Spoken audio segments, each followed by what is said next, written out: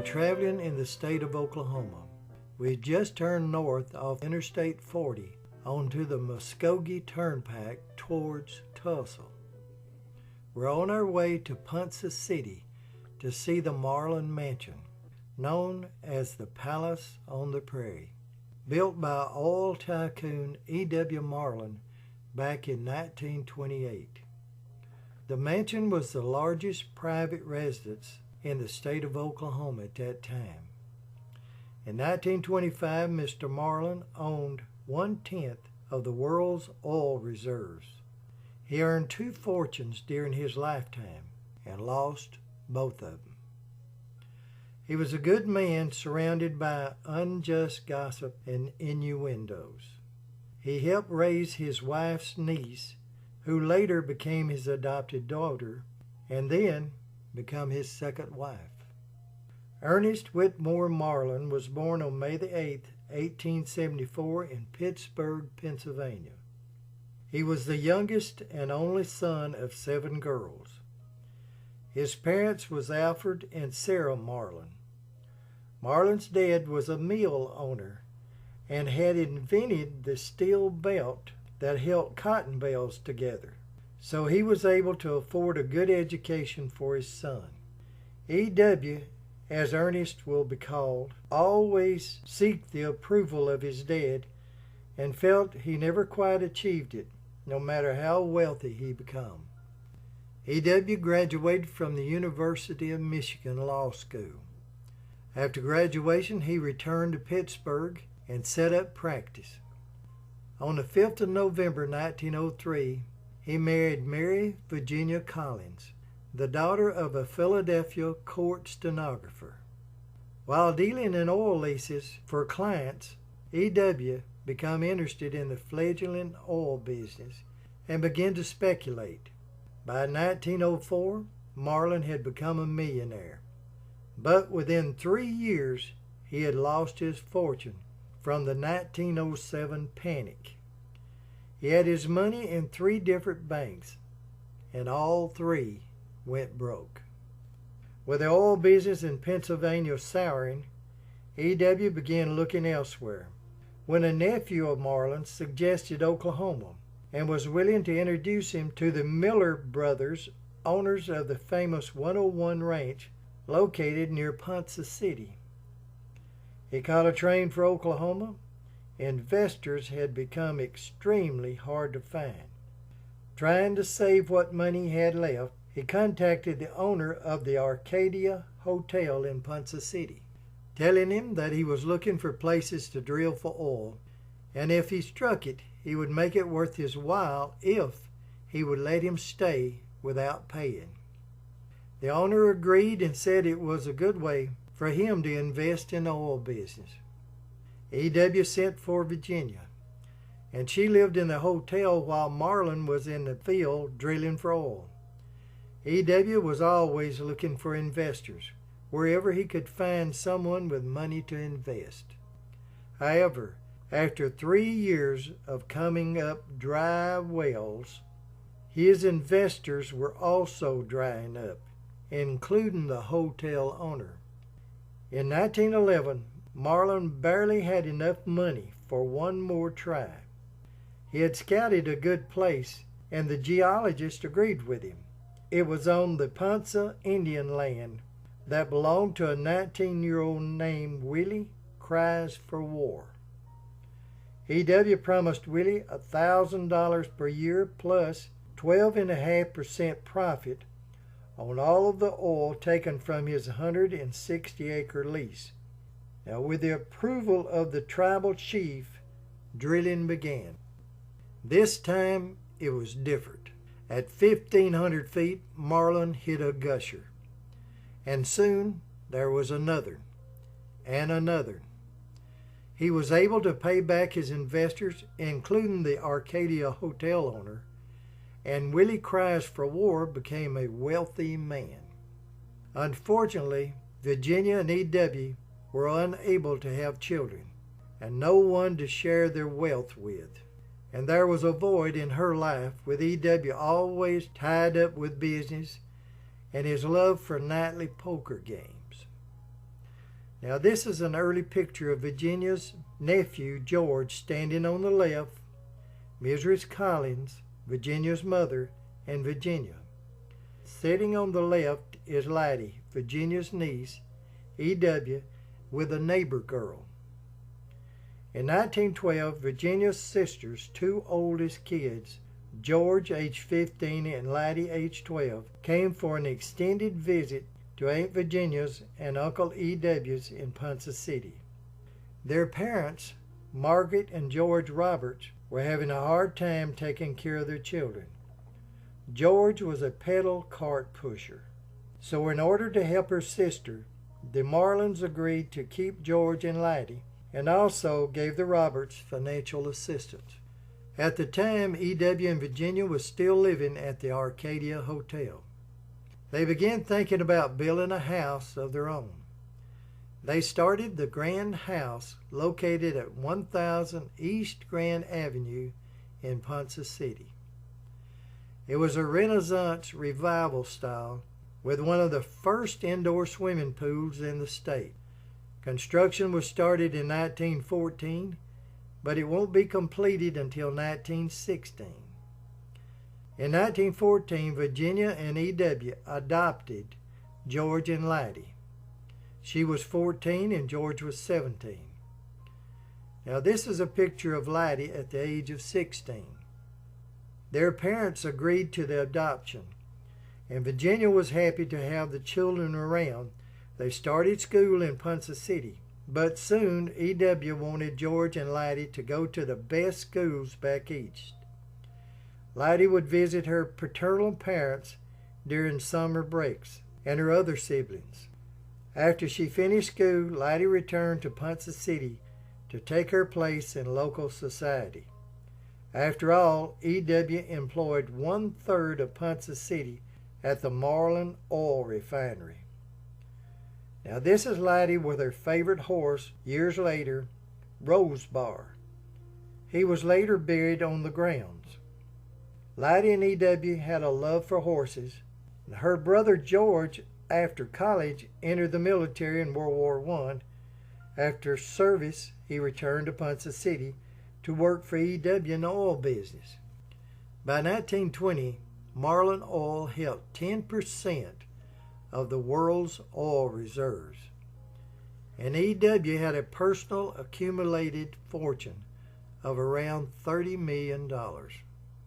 Although he had a never-ending desire to make money, he also spent money like water. E.W. was said to be generous to a fault, with ideas before his time. He's seen that Marland Oil paid their employees above average wages. He also furnished free medical and dental care. He offered low-interest housing loans and built over 500 for his employees. He offered free meals at company cafeterias. He helped the town build parks and other recreational facilities for the citizens. He was especially generous to the children of Ponce City. Now back in 1910, when E.W. was broke and looking for investors, W.H. Bill McFadden invested and helped to save the company, becoming E.W.'s best friend and his executive vice president, later to become mayor of Ponce City. E.W. and Virginia was living in one of the most elegant modern homes in Oklahoma. However, he always wanted the biggest and the best, and now he could afford it. After a trip to Italy with the family and visiting Italian castles, he decided to come home and build one.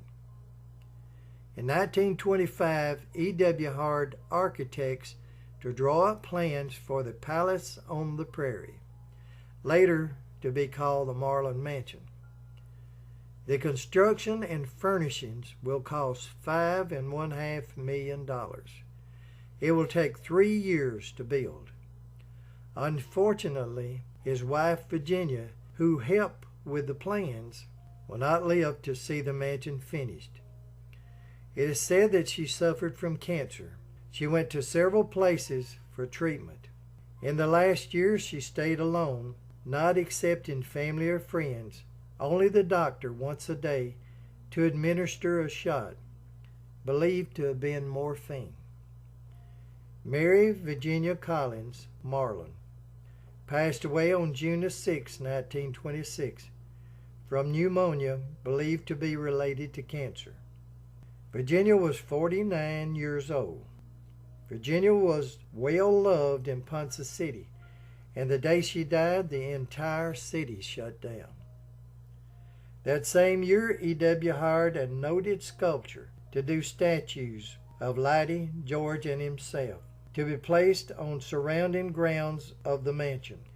In 1926, and the death of Virginia, Marland Oil was refining their own oil in their refinery, transporting oil and gas to 11 states with their own railroad tank cars to over 500 Marland service stations. Unfortunately, new oil fields was being discovered in Texas, and soon there was more oil on the market than could be used, driving the price down, with Marland paying employees higher wages, health care, and so on, and not having the heart or foresight to cut back on expenses. He was soon putting some of his own personal funds into the business and searching for more money to get through the downturn. E.W. had always found money from dozens of different investors. However, he wanted to simplify things by getting money from one place, J.P. Morgan Jr. For $12 million, Morgan wanted to purchase shares in Marland Oil and demanded 3 of his people on the Marland board. For some reason, E.W. agreed. By 1928, E.W. and Lydie had fallen in love. He was 54 and she was 28. It was a case of forbidden love. They enjoyed the same things: horses, fox hunting parties. All of Lydie's suitors was at a disadvantage. The question was always there. Was it her or her money they loved? E.W. was also a lonely man after Virginia was gone. Sometime around 1928, E.W. and Lydie rode in his private rail car to Pennsylvania to have the adoption annulled. The next month after having the adoption annulled, on June 2nd, 1928, was the opening day of the Marland estate. Everyone wanted to come out and see what $5.5 million could create. 2 months after the opening, the couple goes back to Pennsylvania on July the 14th, 1928. They were married in the living room of Lydie's parents. The marriage was a shock to everyone, including Lydie's parents. The newspapers had a field day, claiming Lydie's mother was crying in disbelief that E.W. was marrying his wife's niece and his once adopted daughter. Determined to fight all the gossip and face everyone, actually brought the two closer together, us against the world sort of thing. The couple took a long honeymoon across Canada and returned to their newly finished mansion in September. Behind the scenes, operatives of J.P. Morgan had been plotting to take over Marland Oil. They had acquired small companies that were supposed to help stabilize Marland Oil. Unfortunately, these companies were loyal to J.P. Morgan, giving him more control. Less than 2 months after E.W. and Lydie moved into the mansion, on November the 1st, 1928, E.W. Marland was voted out of his own company by the executive board devoted to J.P. Morgan. They offered E.W. a powerless position as executive director on the board with a large salary if he would leave Ponce City. E.W. knew that he would not be able to affect company policy, so he resigned his position with Marland Oil along with loyal board members and his vice president and friend Bill McFadden. Marland Oil Company is now ConocoPhillips Oil. To make things worse, the new president, Dan Marland, moved into E.W. and Virginia's grand home on Grand Avenue. E.W. intended to form another oil company and rebuild his empire with his son George. It wasn't to be. Investors were impossible again to find. Even though the stock market crashed in 1929, Marland continued living the affluent life. Now here we are arriving at the Marland Mansion, located at 901 Monument Road in Ponce City. It has 55 rooms, 4 levels, 10 bedrooms, 7 fireplaces, 13 bathrooms, and 3 different kitchens. It has 43,561 square feet with heating and cooling throughout the house. This was incredible for 1928. The building was 78 feet wide and 184 feet long. At the time that E.W. and Lydie lived in their mansion, there was a pool at the east end of the building, the size of 2 Olympic swimming pools. Years later, it'll be filled in. As we enter the mansion, notice the doors that were custom made in New York. And as you enter, on the left is the statues of Lydie and her brother George. E.W. had his favorite sculptor, Joe Davison, create them from French limestone. For years they stood outside on the mansion grounds, but later cleaned and restored to their original condition and brought inside. The formal Elizabethan dining room is the first door on the left as you walk into the building. The walls of the dining room are hand-cut panel from rare English pollard oak, cut from the royal forest of England, with the special permission of the king. Next to the formal dining room is the small breakfast room where E.W. would usually have breakfast. It's been said it was his favorite room. The small breakfast room is located next to the service kitchen. Meals from Marland's formal dining guests were cooked in the large kitchen on the lower level and then transferred by dumbwaiter to the service kitchen for presentation. In 1928, this kitchen was a modern marvel. It was a luxury enjoyed by the staff. The steam dishwasher and the ammonia-powered refrigerators are originals. The big safe stored the family silver. The intercom system was equipped with a light panel for each kitchen. Up the stairs from the service kitchen is the north salon or the sunroom. E.W. gathered artists from all over the world and spared no expense. This room was to display Marland's international collection of tapestries, paintings, and artwork. The bronze light fixtures weighs 250 pounds each. On the north wall hangs a portrait of E.W.'s closest friend, W.H. Bill McFadden. Back in the hallway, the ceiling is Chinese Chippendale. It was painted on canvas in the lower level of the mansion and then applied to the plaster overhead. The work was so precise that there is no distortion of the figures even though the ceiling is curved. The floor is made of crushed marble and concrete. Next is the ballroom, where lavish parties and dances were held. Lydie loved to dance, and this picture is a moment in time capturing her dancing. The ballroom ceiling pattern features gold leaf. The lighting for the ballroom is a Weatherford crystal chandelier with an iron rod base. To replace the ceiling and chandelier today would cost an estimated $2 million.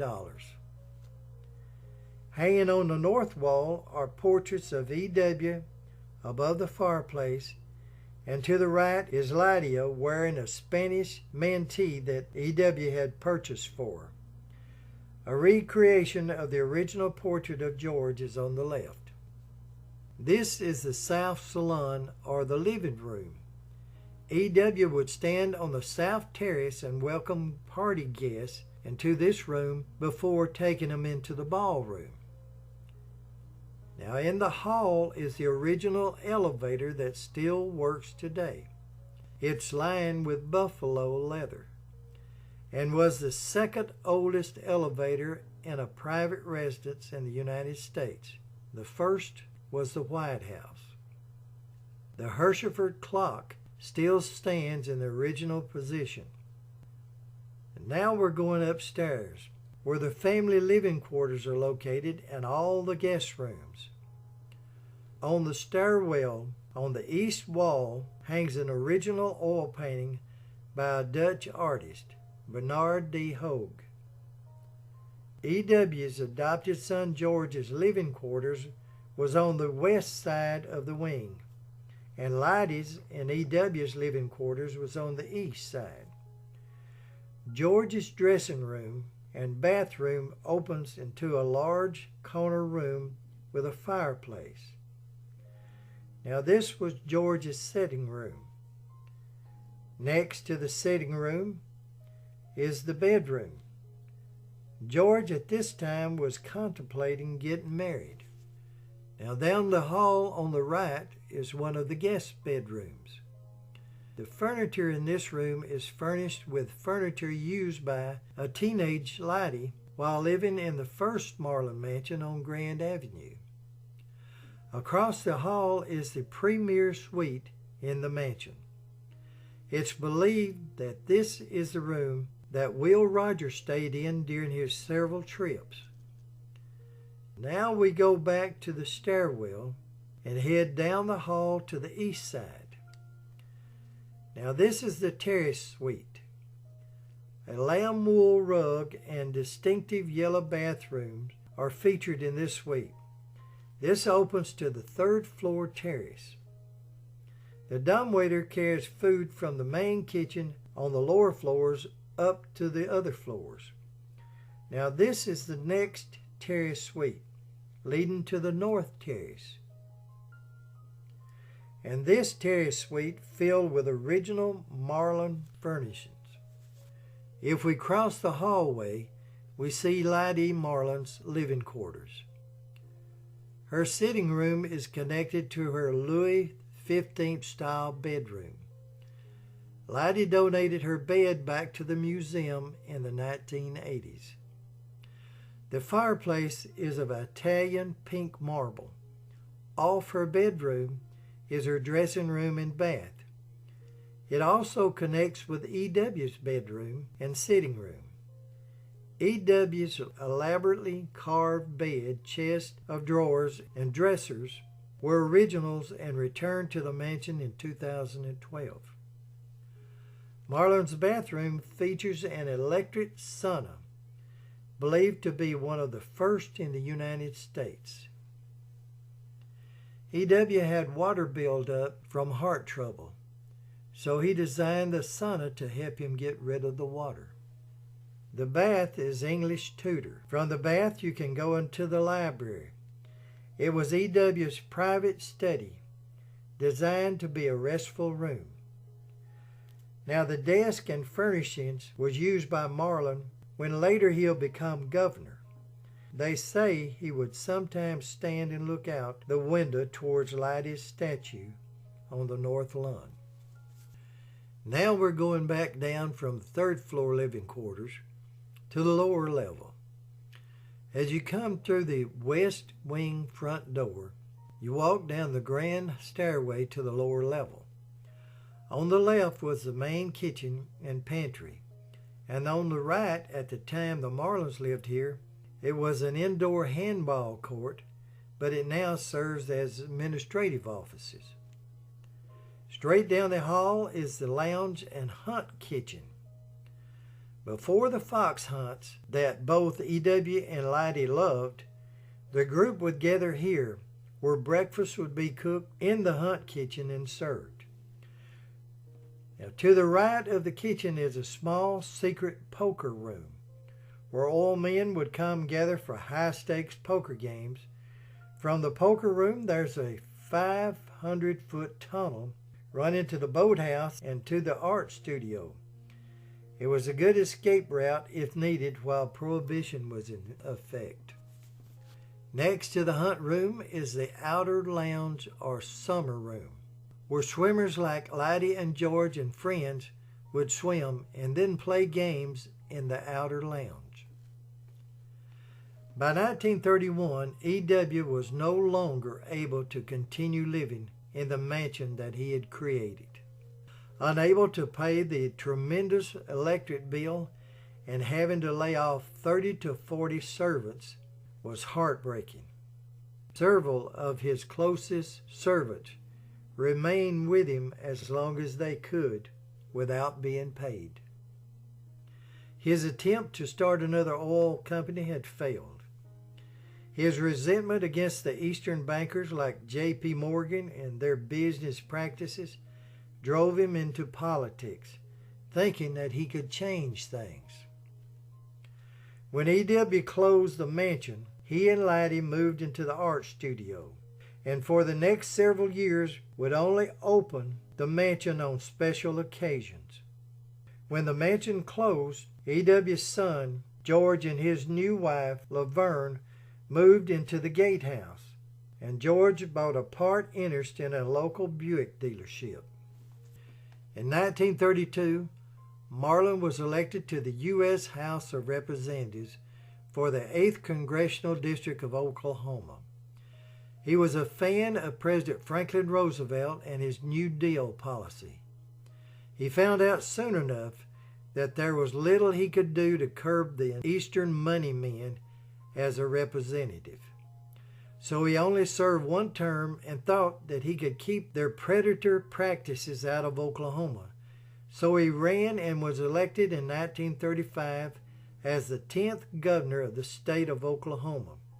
He created the Oklahoma Highway Patrol, but big banks had gained such a hold on Oklahoma oil, the Oklahoma legislature fought him at every turn. Now this is Lydie's official portrait as Oklahoma's First Lady.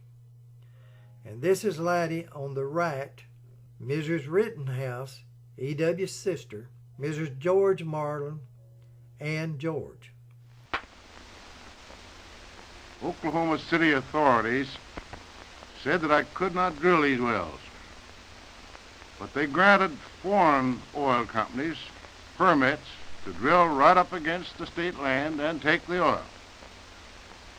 In order to protect the interests of the state, protect the state land, I declared martial law and ordered out a squad of the National Guard to prevent civil authorities from interfering with our operation. The city attempted to enjoin me in the lower courts, but the Supreme Court upheld my contention. So now everything is okay. The oil is ours. Soldier boys have gone home. Millions of barrels of oil belongs to the state. When E.W.'s term was over as governor in 1939, he had lost most of what money he had. To ensure that he would not benefit financially from the governor's office, except regular salary, put his investments in trust during his tenure as governor. He had less money when he left the governor's office than he did when he entered. E.W. and Lydie moved back to Ponca City. They moved into the chauffeur's cottage. Strapped for money, they first began selling furniture out of the mansion that he still owned. In the first part of 1941, Marland was forced to sell his beloved mansion. He sold his $5.5 million home for $66,000 to the Carmelite Catholic religious order. After the mansion was sold, his son George and family moved from the guardhouse to Tulsa, where he worked as an oil lease and royalty broker. George will pass away in 1957 from a heart attack. 6 months after selling the mansion, on October the 3rd, 1941, Ernest Whitmore Marland, E.W., passed away from congestive heart failure here at the chauffeur's cottage where he was living with his wife, Lydie. He was buried at the Oddfellow Cemetery in Ponca City at the age of 67. Lydie will continue to live alone in the chauffeur's cottage that E.W. had left her in his will. It's believed by some Ponca City residents that Lydie might have been bipolar. Of course, nobody knew what bipolar was at that time. She will live the next 10 years as a recluse, very seldom, if ever, appearing in public. In 1948, the Carmelite religious order sold the Marland mansion to the Felician Sisters, an order of the Catholic nuns, for $50,000. Before the sale, the brothers had the statue of Lydie moved from the mansion grounds to the chauffeur's cottage. They thought it was too provocative for the brothers to handle. In 1953, something strange happened. Without saying a word to anyone, Lydie loaded her 1949 green Studebaker with expensive paintings and tapestries, plus $10,000 in cash, and left Ponca City, even though she couldn't see very well and had no driving license. It'll be 2 years later before her brother George will become so worried he'll file a missing persons report. The Saturday Evening Post wrote an article, "Where is Lydie Marland, the First Lady of Oklahoma?" For years, the public was looking for the Princess of Oklahoma. Through the next 22 years, Lydie Marland disappeared from public view.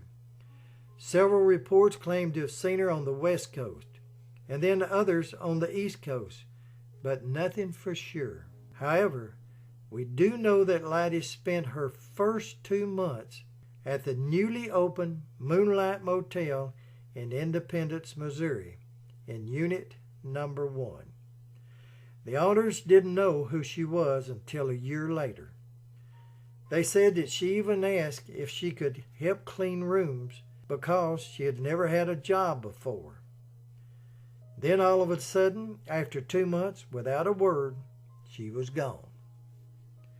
During the 22 years Lydie was missing, she stayed in touch with her lawyer and friend in Ponca City and continued sending money for taxes on the cottage.